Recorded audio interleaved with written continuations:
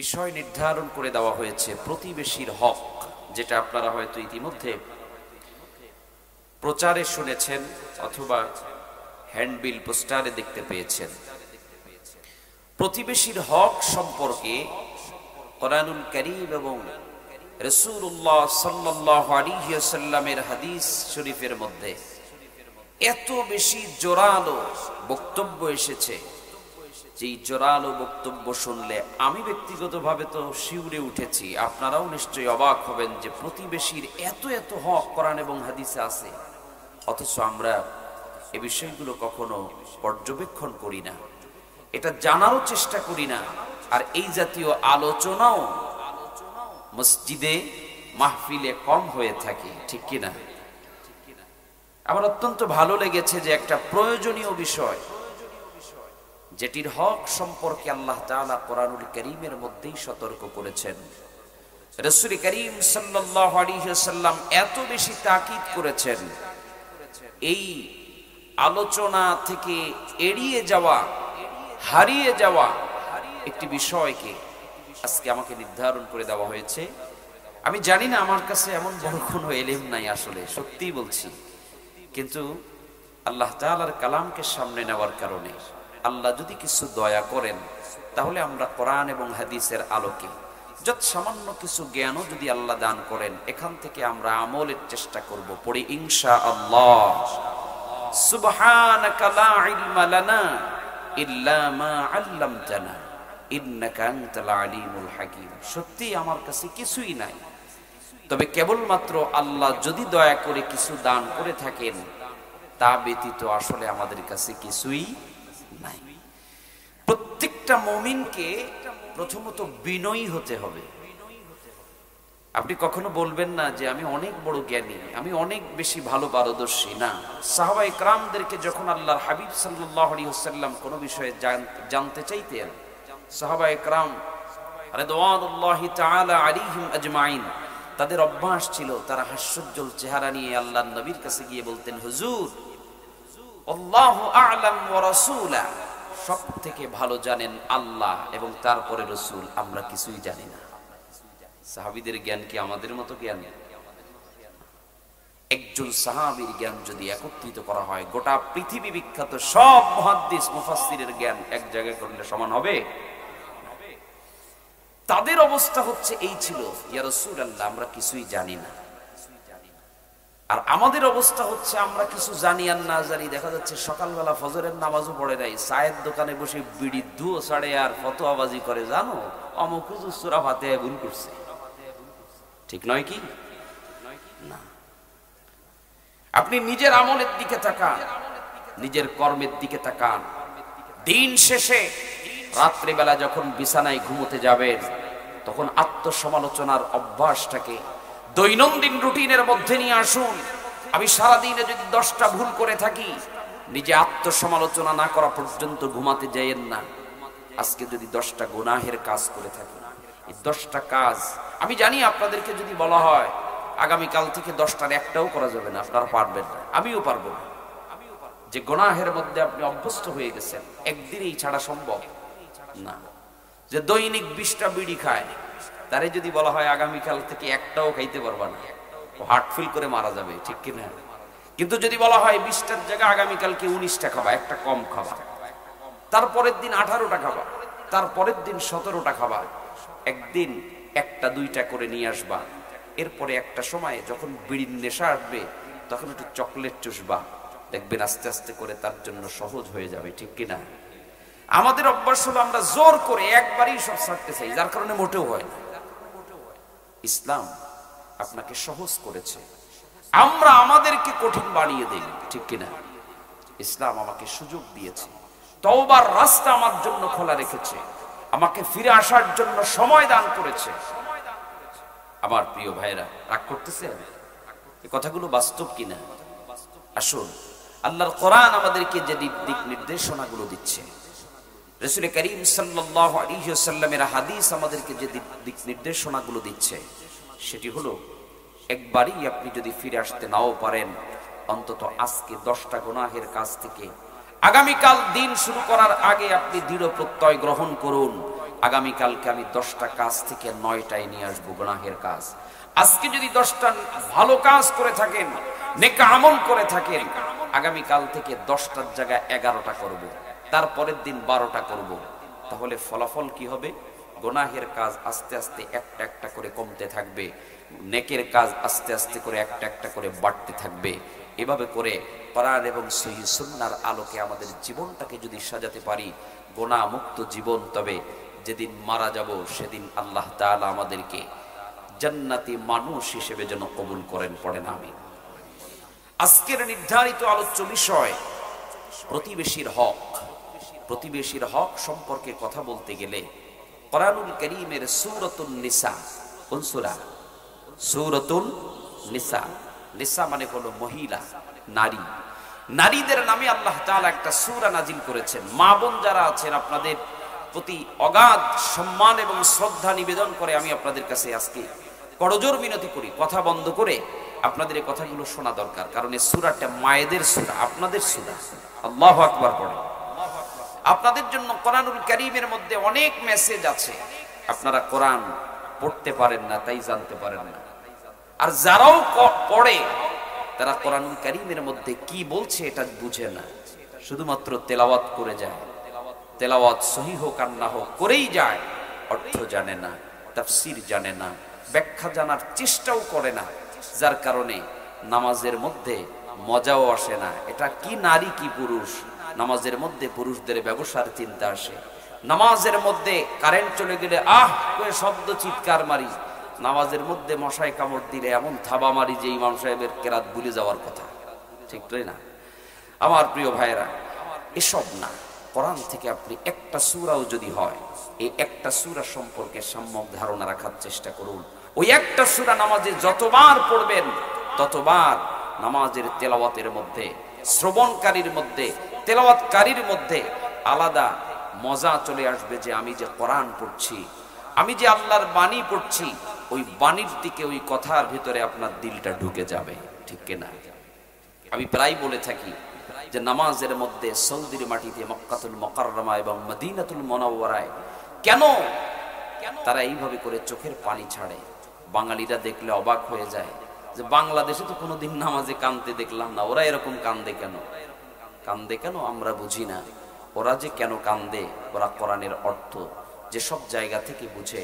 জাহান্নামের আযাবের আয়াতগুলো যখন তেলাওয়াত করা হয়, কবরের আযাবগুলো যখন তেলাওয়াত করা হয়, এমনি তো কাবার সামনে, যে কাবাকে 1000 মাইল দূর থেকে আপনি ফলো করে নামাজ আদায় করছেন, সেই কাবার সামনে যখন আপনি দাঁড়াবেন, দুই চোখ দিয়ে যখন কালো গিলাফ দেখবেন, তখন এমনিতেই আবেগ ধরে রাখতে পারবেন না। আর সেই আবেগঘন মুহূর্তে যখন তেলাওয়াতের অর্থ বোঝা যায়, তখন আর আবেগ ধরে রাখা কোনোভাবেই সম্ভব হয় না। কিন্তু আমরা যারা কোরআনের অর্থ বুঝি না, আমরা তো বাংলাদেশে কোনোদিন কোরআন নাজিল, কোরআন তেলাওয়াতের সময় কান্না করি না, বরং আমাদের মন চলে যায় অন্যদিকে। রাগ করতেছেন? একটু দোষ বলতেছি আপনাদের, রাগ নয়, বরং এই কথাগুলো বলার উদ্দেশ্য হচ্ছে আসুন আমরাও সেই জীবন তৈরি করি, যেই কোরআনুল কারীম যে জীবনের জন্য এসেছে, যে মানুষের জন্য এসেছে, যেই জনপদের জন্য এসেছে। তাফসীর মাহফিল থেকে অন্তত একটা সবক নিয়ে যান। কোরআনুল কারীম শুধুমাত্র মাহে রমাদানে শুধুমাত্র খতম করার জন্য আসে নাই। কোরআনুল কারীম শুধুমাত্র তাবিজ দেখার জন্য আসে নাই। কোরআনুল কারীম কেবলমাত্র খতমে তারাবি পড়ানোর জন্য আসে নাই। কোরআনুল কারীম কেবলমাত্র মৃত ব্যক্তির লাশকে সামনে নিয়ে 4-5 জন 10 জন ছাত্র আর হাফেজ দিয়ে ঢুলায় ঢুলায় পড়ে খতম করে তার জন্য বকশিশ করার জন্য আসে নাই। আল্লাহর কসম, এ কোরআনুল কারীম এসেছে জীবিত মানুষের জন্য। কথা বলেন ঠিক কিনা? আসুন এবার আল্লাহ পাক রব্বুল আলামিন সূরাতুন নিসা থেকে আয়াতে কারিমা তেলাওয়াত করেছি। কোন সূরা? সূরাতুন নিসা। সূরাতুন নিসা এর আয়াতে কারিমা 36 নম্বর আয়াতে কারিমা। কত নম্বর আয়াত? 36 নম্বর আয়াতে কারিমা। আল্লাহ পাক রব্বুল আলামিন এই আয়াতে কারিমার মধ্যে বলছেন, পড়েন আমার সাথে, আউযু বিল্লাহি মিনাশ শাইতানির রাজীম, বিসমিল্লাহির রাহমানির রাহিম, ওয়া'বুদুল্লাহ ওয়া'বুদুল্লাহ ওয়া লা তুশরিকু বিহি শাইআ ওয়া বিল ওয়ালিদাইনি ইহসানা وبذي القربى واليتامى والمساكين والجار ذي القربى والجار الجنب والصاحب بالجنب وابن السبيل وما ملكت أيمانكم إن الله لا يحب من كان مختالا فخورا صدق الله العظيم আল্লাহ পাকের আয়াতে কারিমার শাব্দিক তর্জমার দিকে একটু খেয়াল করেন, তাহলে মোটামুটি যারা কোরআন পড়তে পারেন বা কিছু তর্জমার অভ্যাস আছে তারা অটোমেটিক্যালি বুঝে যাবেন। খুব সহজ তর্জমা, ওয়া'বুদুল্লাহ, তোমরা আল্লাহর ইবাদত করো, ওয়ালা তুশরিকু বিহি শাইআ, শাইউন মানে একদম কিছু, যত সামান্য কোনো কিছুকে শাই বলা হয়। ওয়ালা তুশরিকু বিহি শাইআ, সামান্য থেকে সামান্য, বিন্দু থেকে বিন্দু পরিমাণ ওই আল্লাহর ইবাদতের মধ্যে কাউকে শরীক করো না। ওয়াবিল ওয়ালিদাইনি ইহসানা, আল্লাহ তাআলার ইবাদত শিরক মুক্ত ইবাদত করা। এরপরে আল্লাহ তাআলা হুকুম করছেন ওয়াবিল ওয়ালিদাইনি ইহসানা, তুমি তোমার মাতা পিতা, মা এবং বাবার সাথে সদ্ব্যবহার করো। ইবাদত হবে কার? আল্লাহ। মাতা পিতার কি ইবাদত হবে না? মাতা পিতার সাথে ইহসান করো, সদ্ব্যবহার করো। ওয়াবিল ওয়ালিদাইনি ইহসানা, মাতা পিতার সাথে সদ্ব্যবহার করো। এরপরে আল্লাহ পাক রব্বুল আলামিন বলছেন ওয়াবিদিল কুরবা, এবং তোমার নিকট আত্মীয় যারা আছে, আমাদের কম বেশি আত্মীয় সবার আছে না নাই? আমরা আত্মীয়দেরকে ভালোবাসি না, তাদের সাথে উত্তম ব্যবহার করি না, আমি সে কথা বলছি না, কিন্তু আমাদের আত্মীয়দেরকে আমাদের নিজেদের রুচি মতো ভালোবাসি, রুচি মতো তাদের হক আদায় করি। একটু ভেঙে বললে বুঝতে পারবেন, বুঝে থাকলে বলেন তো। স্বাভাবিক আমাদের সমাজে বাস্তবতা যেটা হয়ে থাকে, মায়ের বোন খালা, মায়ের বোন খালা, আর এদিকে বাবার বোন হচ্ছে ফুফু, বাবার বোন ফুফু। এবার একটু নিজেরা একটু ক্যালকুলেশন করেন তো, মায়ের বোন খালার যতটুকু কদর থাকে সন্তানদের, খালাকে যেই পরিমাণ ভালোবাসে সন্তানেরা, বাবার বোন ফুফুকে সেই পরিমাণ ভালোবাসা হয় না একটু কম বেশ হয়? একটা করে বলি, তারপরে বাকিগুলো আপনারা ক্যালকুলেশন করে নেবেন, আমি তো সবকিছু বলতে পারবো না সময়ের মধ্যে। আচ্ছা, মায়ের ভাই মামা, কথা বুঝতেছেন? মায়ের ভাই বাবা, মামা, আর এদিকে বাপের ভাই চাচা। বলেন তো, ভাগ্নেদের জন্য মামার প্রতি বেশি টান থাকে না চাচার প্রতি বেশি টান থাকে? অধিকাংশ ফ্যামিলিতে মামার বাড়ি থাকে দূরে, চাচার বাড়ি থাকে কাছে, ঠিক নয় কি? চাচার বাড়ি সাধারণত কাছেই হয়ে থাকে, মামার বাড়ি যদি কেউ একেবারে বাড়ির কাছে বিয়ে না করে তাহলে স্বাভাবিকভাবে খেয়াল করলে দেখা যায় মামার বাড়ি বেশি দূরে হয়ে থাকে। কিন্তু ঘটনা উল্টে যায়, চাচার বাড়ি আমার বাড়ির কাছে, চাচার কথা ভুলে গেলেও মামার কথা ভোলা হয় না, ঠিক কিনা? সে মায়ের ভাই আর সে বাপের ভাই, একই তো ভাই ছিল। মায়ের ভাইয়ের দাম কদর বেড়ে যায় ওয়ারিসদের উপরে, আর বাপের ভাইয়ের প্রতি খোঁজ থাকে না। মায়ের বোন খালাদেরকে মানুষ বেশি কদর করে, বেশি মূল্যায়ন করে, তাদেরকে দাওয়াত দিয়ে দিয়ে খাওয়ায়। পাশের বাড়ির ফুফুটাকে বিয়ে দেওয়া হয়েছে, ফুফাতো ভাই বোন ছোট ছোট আছে, তাদেরকে এক বাটি তরকারিও পাঠানোর সুযোগ হয় না। কথা বলেন ঠিক কিনা? জি, চলুন এ ব্যাপারে সামনে বিস্তারিত কথা আসবে। তারপরে আল্লাহ তাআলার কালাম থেকে আমরা জানি, এরপরে আল্লাহ তাআলা বলছেন ওয়াল জারি যিল কুরবা ওয়াল ইয়াতামা ওয়াল মাসাকিন, আল্লাহ তাআলা এই একটা আয়াতে কারিমার মধ্যে সামগ্রিক হকগুলো তুলে ধরেছেন। এর একটা হকও আপনি অমূল্যায়ন করার সুযোগ নেই, প্রত্যেকটা মূল্যায়ন করার মতো। ওয়াল ইয়াতামা, এতিমদের হক নষ্ট করা এমন অভ্যাস তো আমাদের নাই, আছে? ওয়াল ইয়াতামা, এতিমদেরকে তোমরা কষ্ট দিও না, তাদের হক নষ্ট করো না। ওয়াল মাসাকিন, মিসকিনদের হক তোমরা নষ্ট করো না। ওয়াল জারি দিল কুরবা, নিকট আত্মীয় প্রতিবেশী, নিকটতম প্রতিবেশীর হক তোমরা নষ্ট করো না।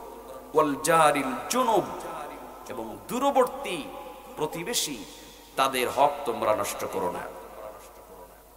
এই পুরো আয়াতে কারিমা সূরাতুন নিসার 36 নম্বর আয়াতে কারিমা থেকে আমাদের আলোচ্য বিষয়ের সাথে সাদৃশ্যপূর্ণ যেই দুইটা শব্দ, ওয়াল জারিদিল কুরবা ওয়াল জারিল জুনুব, নিকটতম প্রতিবেশী আর দূরবর্তী প্রতিবেশী, এটা সম্পর্কে আমাদের আজকের আলোচনা। সম্মানিত হাজিরিন, প্রতিবেশীর কথা বলার জন্য সর্বপ্রথম প্রতিবেশী জানতে হবে প্রতিবেশী কারা। নিঃসন্দেহে আমি আমার মতো করে বললে আপনারা নিশ্চয়ই মানবেন না। আল্লাহর কোরআন থেকে বলছি, ইবনে মনজুর একজন জগৎ বিখ্যাত মুফাসসির, তিনি তার ব্যাখ্যায় বলেন, প্রতিবেশী হলো তারা, প্রতিবেশী হচ্ছে তারা যারা আপনার কাছাকাছি বসবাস করে।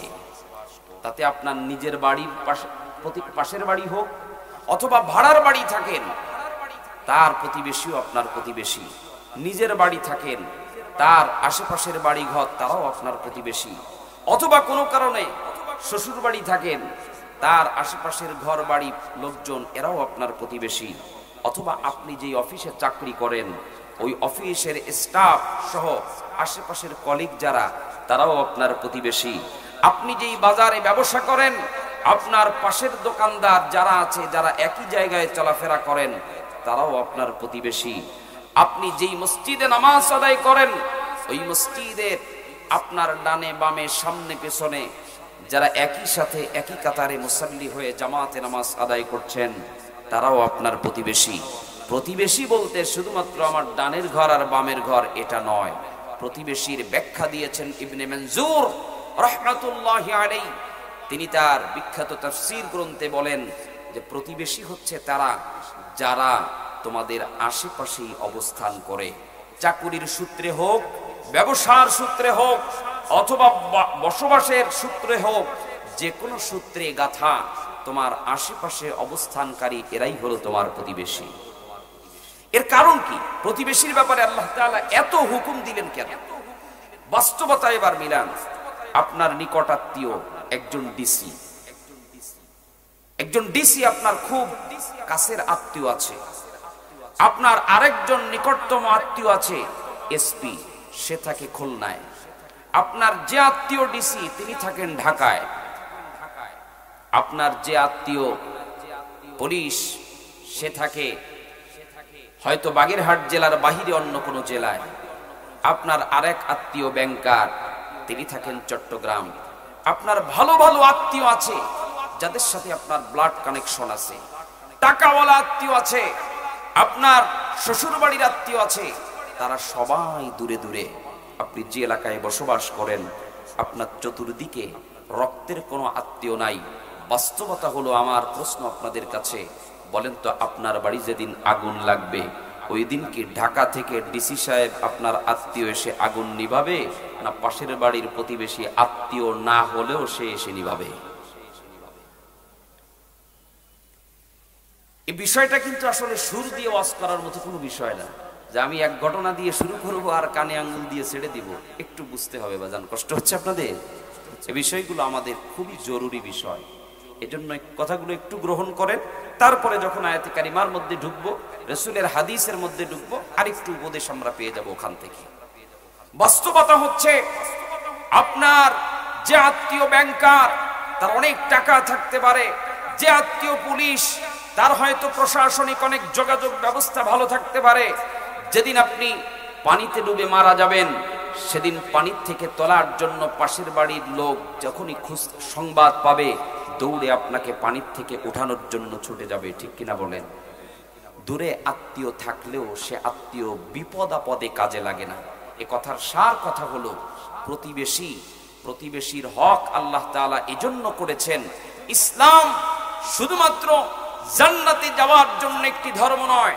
আল্লাহ তাআলা তাহলে ইসলামটাকে কেবলমাত্র জান্নাতে যাওয়ার চাবিকাঠি বানিয়ে দিতেন। ইসলামকে আল্লাহ তাআলা জীবন ব্যবস্থা হিসেবে আল্লাহ তাআলা দিয়েছেন।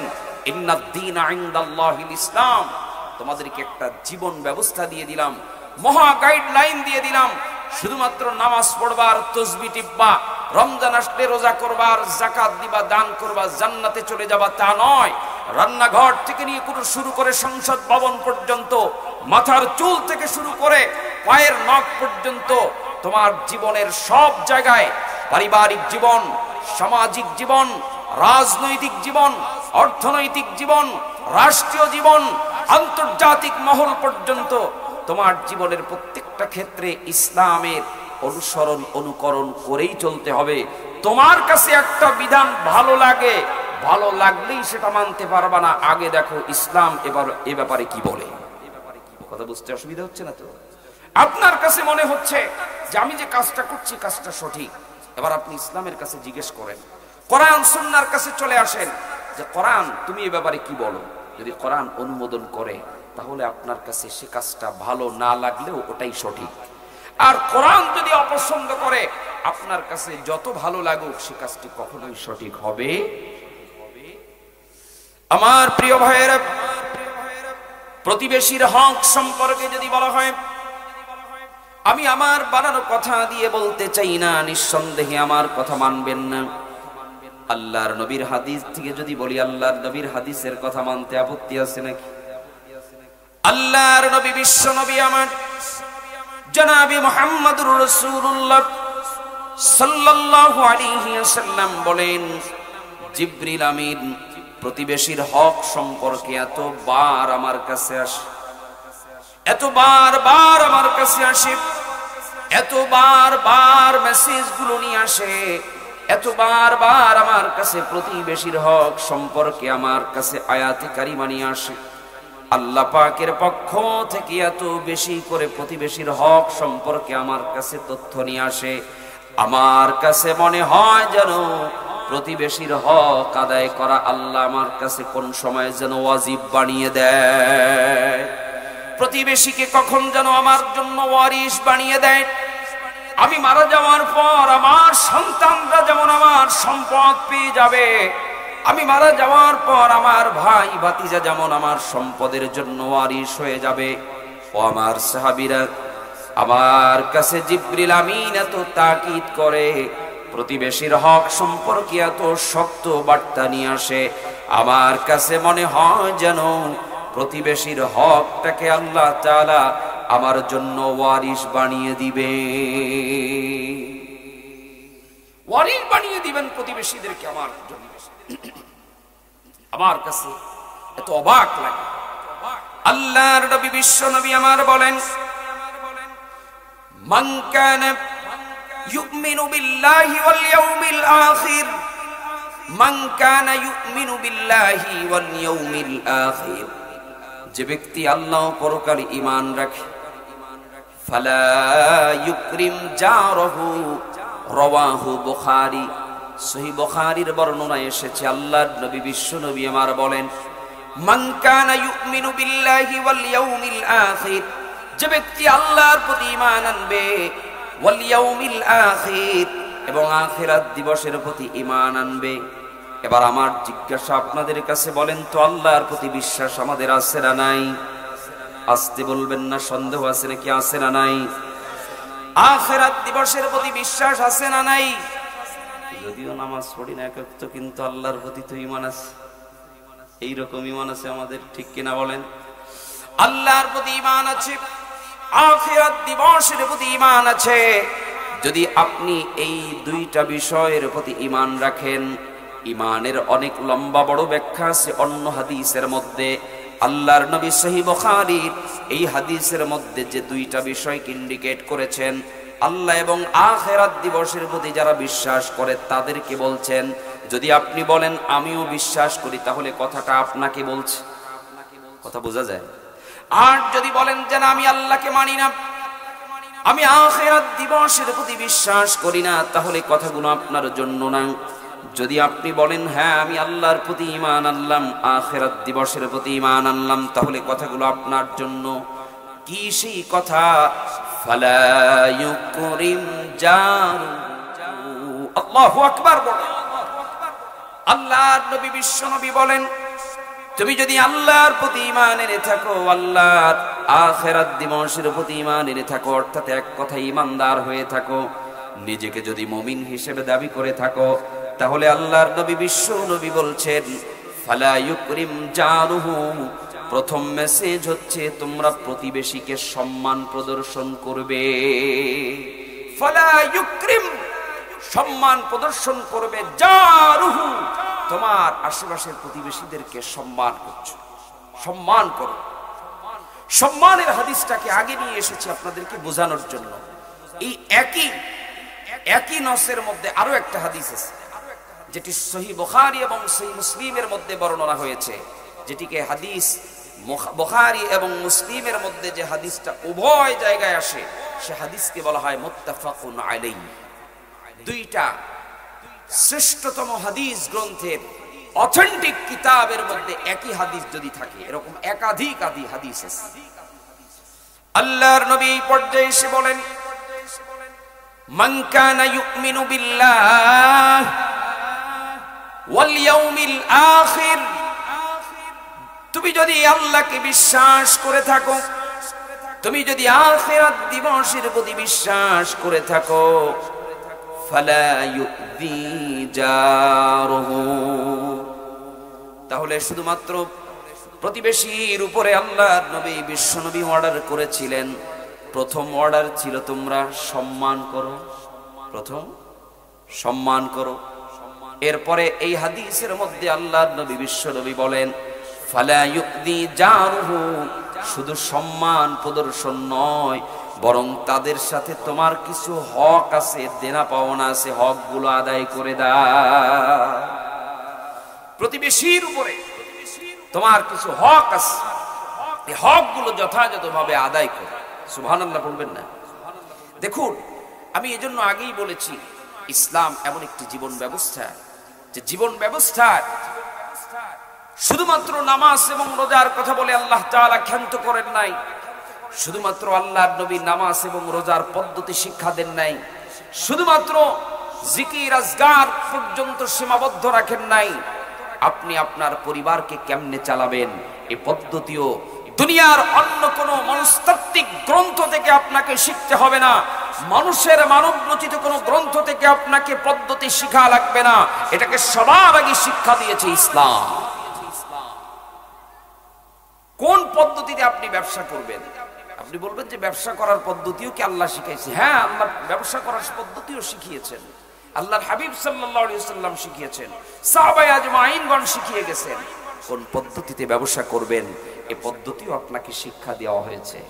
ইসলাম এজন্য পূর্ণাঙ্গ জীবন ব্যবস্থার নাম।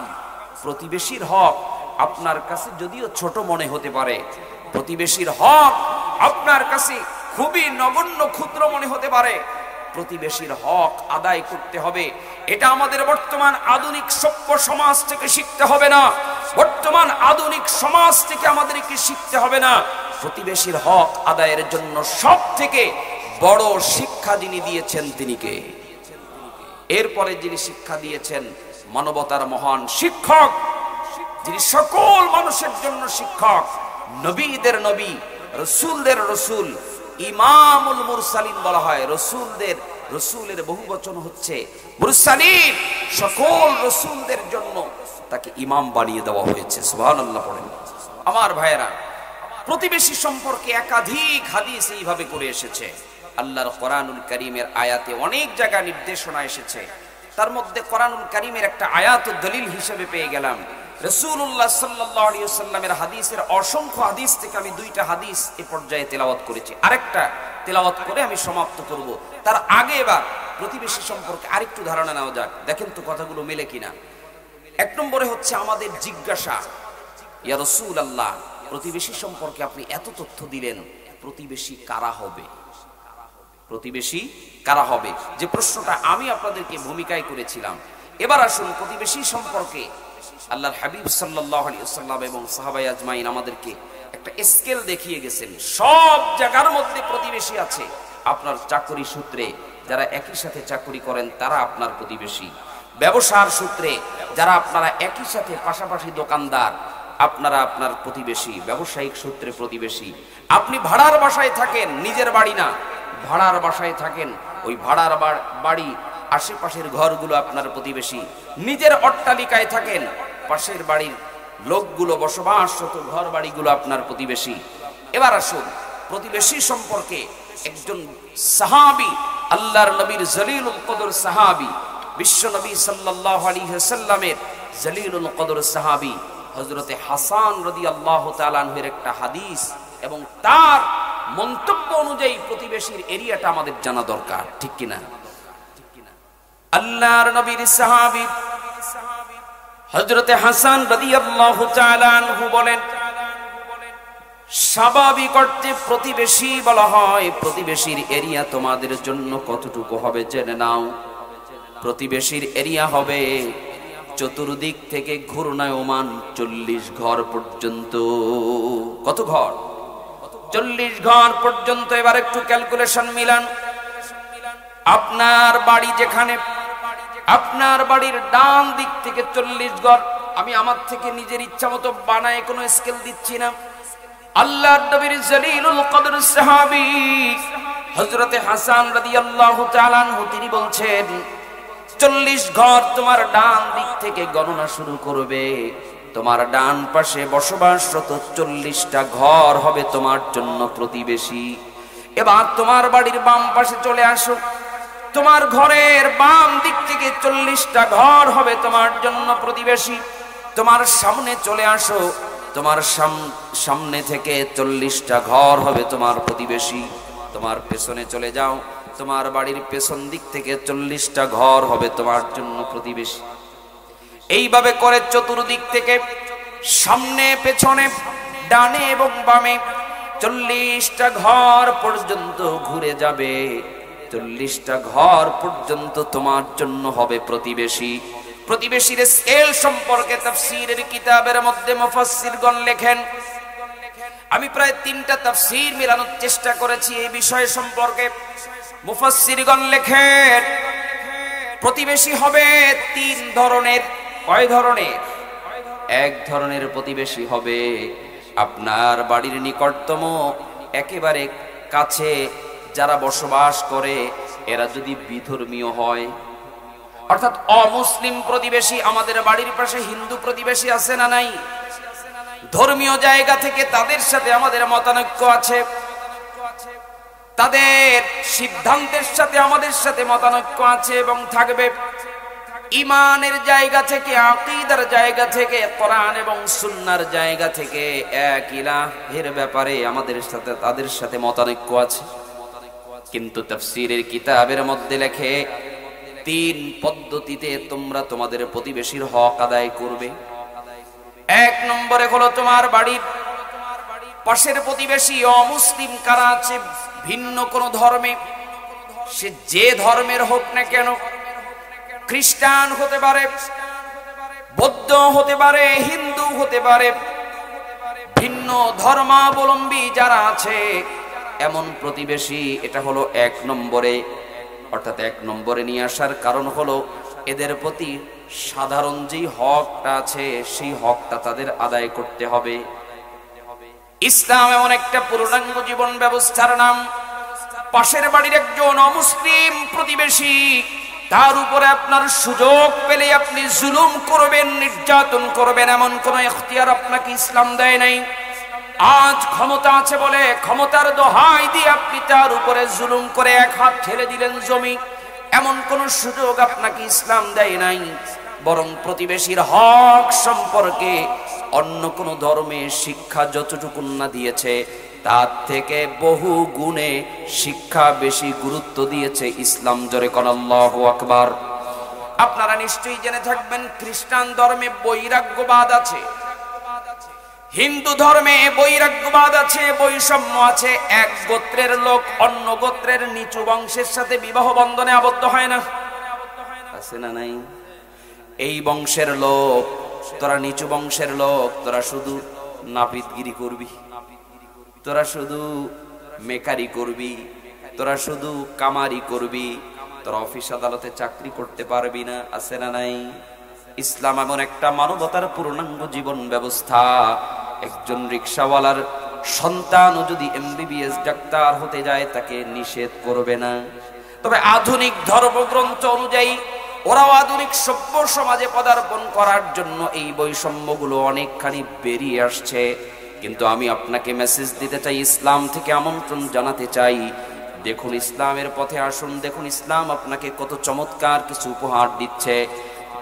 পৃথিবী বিখ্যাত সব ধর্মগ্রন্থ যাচাই করবেন, এত কোনো মেসেজ পাবেন না প্রতিবেশীর হক থেকে শুরু করে আত্মীয়দের হক, নিকটতম আত্মীয়, দূরবর্তী আত্মীয়, পাশের বাড়ির অমুসলিম প্রতিবেশীদের হক আদায় করার জন্য যেই পরিমাণ তাকিদ করা হয়েছে, পৃথিবী বিখ্যাত কোন ধর্মগ্রন্থের মধ্যে এইভাবে করে আর কোন তাকিদ পাওয়া যাবে না। কথা বলেন ঠিক কিনা?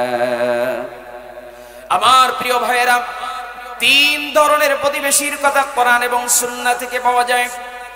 1 নম্বর প্রতিবেশী, তোমার বাড়ির প্রতিবেশী হোক সে অমুসলিম, বিধর্মী, এদের সাথে তোমার আত্মীয়তার বন্ধন হবে না। এদের বাড়ি তুমি যে পূজা করবা না, তোমার বাড়ি এসে তারা ধর্মীয় কাজ করবে না, ধর্মের কোনো সম্পর্ক তাদের সাথে হবে না। কিন্তু তুমি তাদের প্রতি ইহসান করো, যেহেতু তোমার সে প্রতিবেশী, এমন কোনো আচরণ করো না যে তোমার আচরণে তারা কোনো কষ্ট পেয়ে যায়। আমার প্রিয় ভাইয়েরা, এই মর্মে একটা ছোট্ট ঘটনা দৃষ্টান্ত দিতে চাই। আল্লাহর নবী, বিশ্ব নবী জনাবে মুহাম্মাদুর রাসূলুল্লাহ সাল্লাল্লাহু আলাইহি ওয়াসাল্লাম যখন দ্বীনের দাওয়াতের দায়িত্ব পেলেন, রিসালাতের দায়িত্ব পেলেন, নবুয়তের দায়িত্ব পালন করতে গিয়ে কালেমার বাণীগুলো মক্কার অলিতে গলিতে প্রচার করছেন। এমন একটা সময় আল্লাহর নবীর উপরে যখন জুলুম নির্যাতন নেমে আসে, আল্লাহর নবী বিশ্ব নবী উপরে নির্যাতনের স্টিম রোলার চালানো হয়। আল্লাহর নবী বিশ্ব নবী যখন দ্বীনের দাওয়াত দিতে বেরিয়ে যান, এমন কি তার উপরে যেই নির্যাতন চালানো হয়, রাসূলুল্লাহর পরিবারকেও সেই নির্যাতন থেকে বাদ দেওয়া হয় নাই। আম্মা জান খাদিজাতুল কুবরা রাদিয়াল্লাহু তাআলা আনহা বাড়িতে থাকেন, পরিবারের কাজ গুছান, পরিবারকে সামলান। আল্লাহর নবী বিশ্ব নবী যখন দ্বীনের দাওয়াতের জন্য ঘর থেকে বেরিয়ে যান, এদিকে আম্মা জান খাদিজাতুল কুবরা রাদিয়াল্লাহু তাআলা আনহা ঘরের কাজ করেন। আম্মা জান খাদিজার বাড়ির পাশে, অর্থাৎ রাসূলুল্লাহর বাড়ির পাশেই বাড়ি ছিল আবু জাহেল। যারা হজ অথবা উমরায় গিয়েছেন স্বচক্ষে দেখেছেন, আমারও দেখার সুযোগ হয়েছে।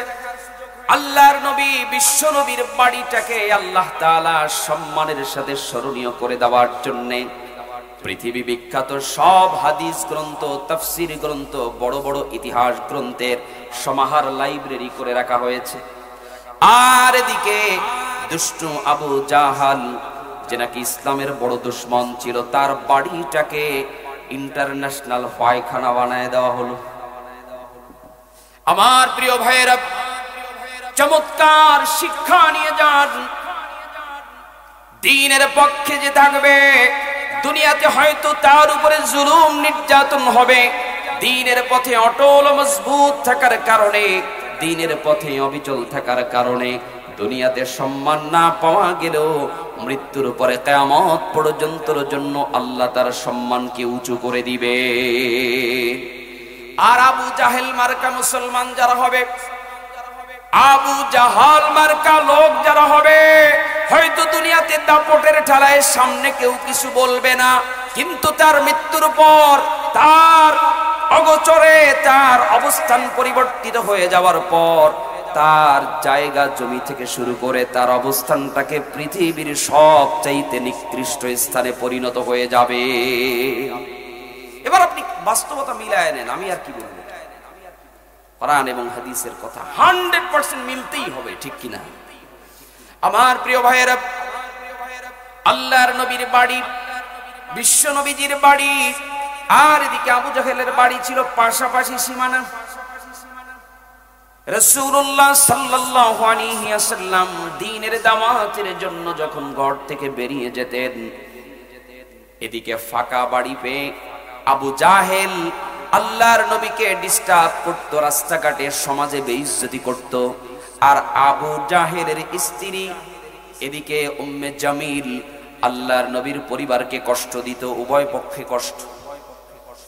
নবীজি যখন দ্বীনের দাওয়াতের জন্য বেরিয়ে যান, এদিকে আবু জাহেলের স্ত্রী উম্মে জামিল তার বাড়ির রেখে যাওয়া সব সংসারের কাজ শেষ করে সারাদিনের সব উচ্ছিষ্ট অংশগুলো, মাছ কাটা ময়লা, মাংস কাটা ময়লা, তরকারি কোটা ময়লা, এমন শরীর ঘরে পচে যাওয়া খাবারের অংশ, এমন কিছু নোংরা পচে যাওয়া ফেলে দেওয়া ডাস্টবিনের অংশটাকে আল্লাহর নবী বিশ্ব নবীর বাড়িকে উদ্দেশ্য করে আবু জাহেলের স্ত্রী উম্মে জামিল নিক্ষেপ করে দিত। আল্লাহর নবী একদিন হঠাৎ বাড়িতে আছেন, কিন্তু আল্লাহর নবী বিশ্ব নবী আমার হুজুর যে বাড়িতে আছেন এটা আবু জাহেলের স্ত্রী জানে না। হুজুর বাড়িতে থাকলে কখনো ময়লা নিক্ষেপ করে না। আল্লাহর নবী বাড়িতে আছেন, আবু জাহেলের স্ত্রী উম্মে জামিল টের পায় নাই। প্রতিদিন যেইভাবে ঘরের ময়লা আবর্জনা গুলো ঘর কুড়াইয়া খাবারের উচ্ছিষ্ট অংশ সব নোংরা বস্তুগুলো টোপলা বেঁধে রাসূলুল্লাহর বাড়ির দিকে নিক্ষেপ করে, আল্লাহ রাসূল তো টের পান না। হুজুর তো চলে যান দ্বীনের দাওয়াতে, হুজুর শুনলে কষ্ট পাবেন, হুজুর শুনলে কষ্ট পাবেন, যার কারণে আল্লাহর নবীকে কখনো বুঝতে দেন না। ওদিকে উম্মে জামিল যখন ময়লা নিক্ষেপ করে দেয়, বাড়িটাকে নোংরা বানিয়ে দেয়, আল্লাহর নবী আসার আগে আম্মাজাতুল খাদিজাতুল কুবরা তাহিরা রাদিয়াল্লাহু তাআলা আনহা হুজুরের নলেজে যেন না যায়, হুজুর কষ্ট পাবে, এজন্য হুজুর বাড়ির আঙিনায় আসার আগে সব ময়লাগুলো পরিষ্কার পরিচ্ছন্ন করে ফেলেন। কোনোদিন কষ্টের কথা স্বামীকে বলেও না। এখান থেকে মা বোনরা একটা মেসেজ নিয়ে যান, সারাদিন আপনার স্বামী বাহিরে পরিশ্রম করবে, ঘাম ঝরানো কষ্ট করে যখন বাড়িতে আসবে, পাশের বাড়ির প্রতিবেশী কি বলল, কি গালি দিল না কি বেশি বলল, অথবা আপনার বাড়ির শাশুড়ি, আপনার পাশের বাড়ির যা ভাতিজা বড় ভাই কি বলল, ঘরে আসার সাথে সাথে কোনোদিন স্বামীকে বলবেন না। পরিশ্রান্ত শরীর নিয়ে যখন ঘরে ঢুকবে মাথাটা এমনি থাকে গরম, ঠিক কিনা?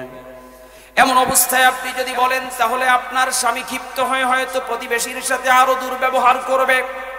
বরং আপনি তাকে বলতে যেন না, যত বেশি পারা যায় স্বামীকে এই বিষয়টা না জানায়া আম্মাজান খাদিজার মতো ধৈর্য ধরে সবকিছু হজম করে নেন, একদিন সুখ দিয়ে দিবেন তিনি কে? আল্লাহর নবী বিশ্ব নবীকে কোনোদিন বলেন নাই হুজুর একদিন ঘরে আছেন, কিন্তু উম্মে জামিল টের পান না, আবুল হাবির স্ত্রী উম্মে জামিল টের পান না। হুজুর যে ঘরে আছেন টের না পেয়ে উম্মে জামিল ময়লাগুলো উচ্ছিষ্ট অংশগুলো রাসূলুল্লাহর বাড়িকে উদ্দেশ্য করে যখন রাসূলের বাড়ির দিকে নিক্ষেপ করতে লাগলেন, আল্লাহর নবীর চোখে ধরা পড়ে গেল, কিরে আমার বাড়িতে আবার আমার শাশি আমার বাড়ি ময়লা নিক্ষেপ করে কেন? আম্মাজান খাদিজাকে ডেকে বললেন, প্রিয় বিবি, এ কেমন আচরণ? কোনদিন তো আমার কাছে কোনদিন মুখ খুলে বলো নাই, এটা কতদিন ধরে করে?